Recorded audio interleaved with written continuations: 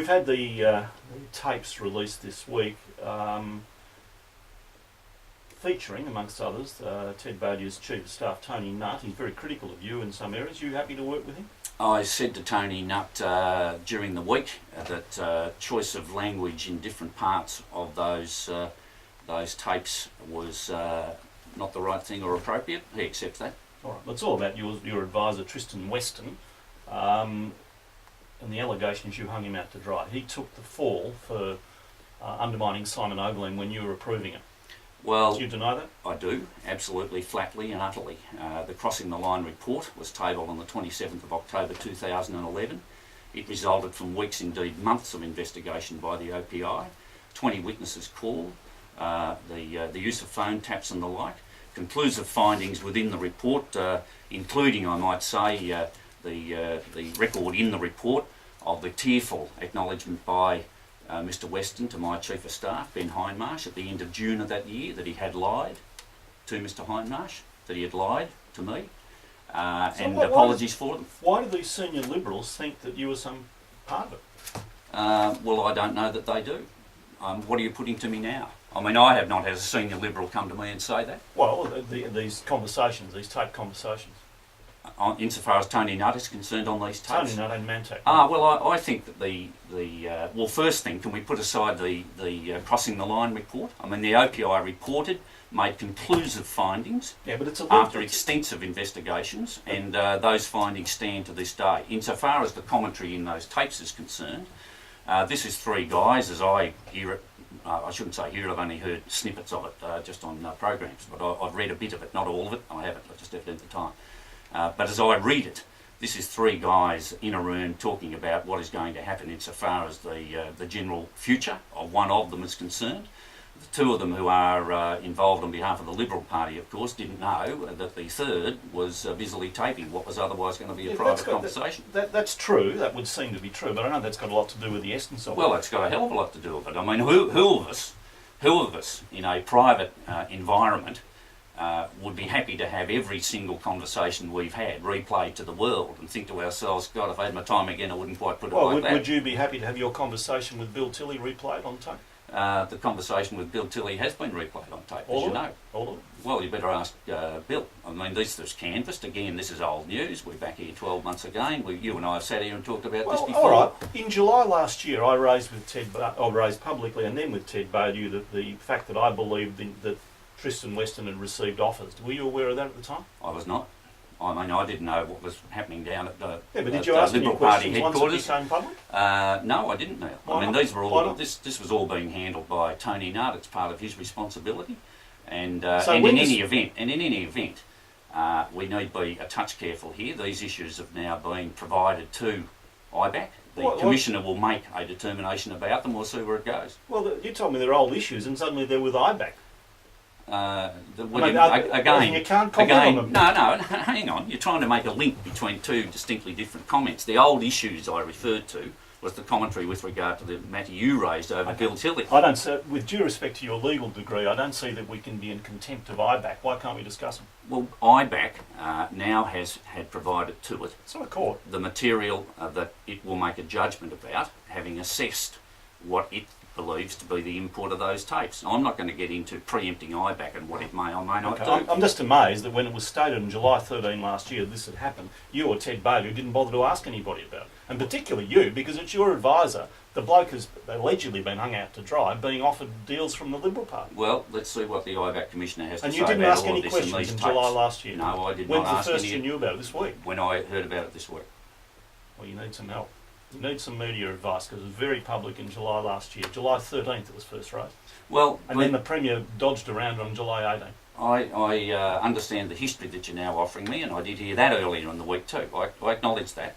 But again, I say to you, there were three guys engaged in that conversation, or conversations at the time, either personally or in the course of those taped interviews. And I think IBAC ought to be able to take its course. No, that's not answering the question about why you didn't do something about it at the time. You just didn't know. Well, I simply did not know. No, I didn't. Okay. But in any event, Tony Nutt has the management of these things, and all of that is referred to. So you're happy to work with him in the future? I'm happy to work with Tony Nutt. Okay. Did you? Mind you, I don't want to leave that topic without making it clear. We have had discussions this week. Do you have a go at him? He freely acknowledges that his choice of words could have been better. Do you have a go at him? He freely acknowledges... Yeah, a minute ago you weren't going to talk about the discussions. No, I didn't want to leave the topic. No, the topic in relation to that element of Mr. It's not just a Mr. choice of words, it's words. actions. Here, Tristan Weston, who Peter Ryan says that you're a shocking piece of work. I didn't say Yes, that. well, I didn't all say right. that. You're referring All now. right. See, there you go. Well, what did you say? You said he was Walter Mitty, didn't you? The report. Did you say he was Walter Mitty? I said on the back of the report, which was tabled in Okay. the Parliament, I Well- made that observation. Well, you were here's, trying to go here's the Liberal straight Party. past. Here's the Liberal You Party were trying to saying- go straight past a report which was prepared by OPI after months of No, I'm not trying to do investigation, anything. and where I'm he, not trying Mr. to. Weston, made admissions tearfully You're that saying- he had lied to my Chief of Staff You're saying and to me. it's all about words. It isn't. The fact is they gave him $22,500 after you've described him as Walter Mitty and a disgrace or something similar. You've described him as that. They've given him $22,500 and you weren't worried. You weren't concerned. Well, you didn't think of I undermining found him. out He this done it. morning, I found out on Monday, I should say, I found out on Monday when these tapes hit the deck that had happened. Oh, I mean, yeah. this is the, And you're furious this is the about it? Liberal Party. You're furious about it? This is the, well, I'm not splitting my sides laughing, but the Liberal Party decided, for whatever reason, that these events would occur. Okay, now what about this? This is Tristan Weston on tape. Peter's a liar, and I can't put any sugar on it. Peter is a liar. Peter lied to the API.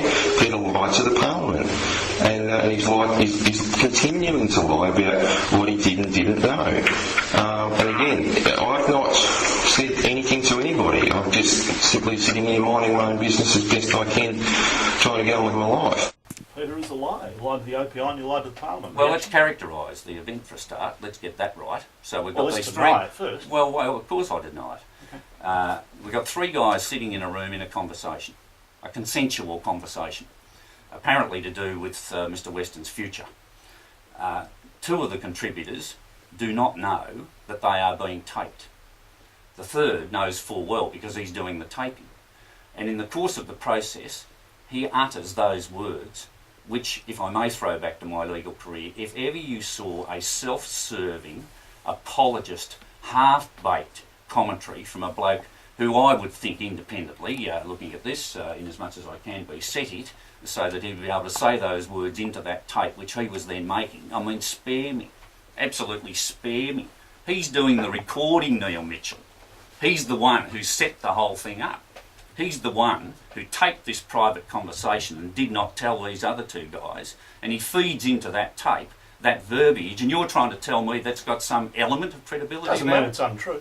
I beg your pardon? Doesn't mean that he doesn't believe it. Well, go back to the crossing the line report. Doesn't matter that he doesn't believe it. You're All right, telling well, me. let's Wait go. a minute. You're saying to me now doesn't believe he doesn't mean he doesn't believe it. Yeah, that as a statement is true. That is so. I'm saying to you the crossing the line report puts the whole thing absolutely beyond doubt, particularly when you take into account his own conduct in having made a tearful apology to my Chief of Staff that he lied about having been the source, the government source in relation to that string of media articles and a variety of other things, and apologised for having done it. So when he told Ken Jones, or he said he told Ken Jones that he'd raise Ken Jones' future with you in terms of replacing Simon Oberlin, that's not right? The whole Ken Jones issue is around what became known as the deal in the report, Yep. as you know. Let's just leave us. So in answer to your question, no, it's not right. Let's look at some of the players in that. So Ken Jones himself, bottom of page 48, top of page 49, he says there was these letters were being written at Mr. Weston's request. Ken was writing these letters of wanting to withdraw his resignation. It was at this point Sir Ken began to sense, and I'm quoting, that Mr. Weston may have promised something that for some reason he could no longer deliver. The support of the Deputy Premier, more particularly, let's see what Greg Davies, who was supposed to be a joint participant in this, what did he have to say at page 50? He said, and I quote, "I don't know what was in his mind," he means Weston's mind. "I don't know if he was being disingenuous when he said to Sir Ken that certain things had been done or promised or whatever. I don't know, but from my perspective, there was no deal," says Greg Davies. Do you agree all this has helped bring down the Premier? I think that these things are not helpful. And Okay. I understand that they do cause concern in community, but they are not going to push this government off its primary course under this Well, they Premier came map out fine. they came out Monday, and he's gone by the middle And of the it week. will mean we will govern for the good of Okay. all Victoria, do the things So that do we you carry promised any to do. responsibility at all for Ted Baillieu going? I don't believe I do. Well, Tristan Westona is your man. Well, a thoroughly decent man has made a call on the basis of the various factors to which we've been generally referring. I think he did that typical of him because he sees it in the interest of the state of But Victoria. he was in that And there is position because nothing of in your all of man. this. There is nothing in all of this that in any way is attributable to other than Tristan Weston did the things that are set out in the course of that OPI report, and neither Ted nor I, for heaven's sake, can be responsible for it. That's what the report says. I'm told that a tape could still become public of a discussion between you and Bill Tilley, who was Parliamentary Secretary at the time, where you were giving him advice on how to get your story straight about whether he'd had a meeting with Ken Jones. Now, do you stand by what you say, that you weren't just setting up a story with Bill Tilley? I stand by everything that I have said throughout this whole saga. I have been here and a multitude of other places and answered what must by now be thousands of questions around this issue. I stand by it all. I'll get back to the point. How will Dennis Napthine be different? I think that Dennis has got 20 years of experience in the Parliament. I think that he has definite ideas in his own mind as to what is great for the state of Victoria. I think he will promote those very strongly, and I think that you will see him very, very active in the marketplace. More active than Ted? Well, Ted was extraordinarily active in the course of particularly this last 4 or 5 months. I think the best thing to do now is let's give Dennis the opportunity to find his feet in this role and to put his stamp on it, and we'll see that sooner than later. Have there been tensions, as Tony Nutt said, within the coalition about this issue? Garbage. Absolute rubbish. No tensions at all? Absolutely none. It's all sweetness and light. It is. We are two parties united in a common cause. We came to the election to win it, and we did, and that common cause is just as strong today as it was then.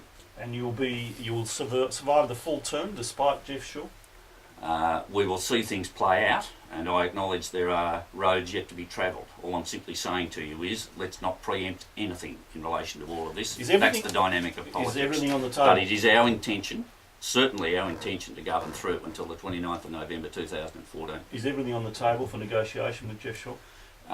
Well, insofar as Mr Shaw is concerned, I have no idea what he has in mind. So when you say it's a bit like game of footy, the Demons could win the premiership this year, Neil, because we haven't started the It's pretty the important. play. I mean, the simple is fact there anything you we wouldn't need to give hear him? from him. We need to hear from him as to what he has in mind, and there needs to be the discussion between him and the Premier. Is there anything you wouldn't give him? I'm not going to get into all of the hypotheticals around that. Let's allow the system to prevail in that the discussions can occur between Mr Shaw and the Premier. That's what should happen, and they will.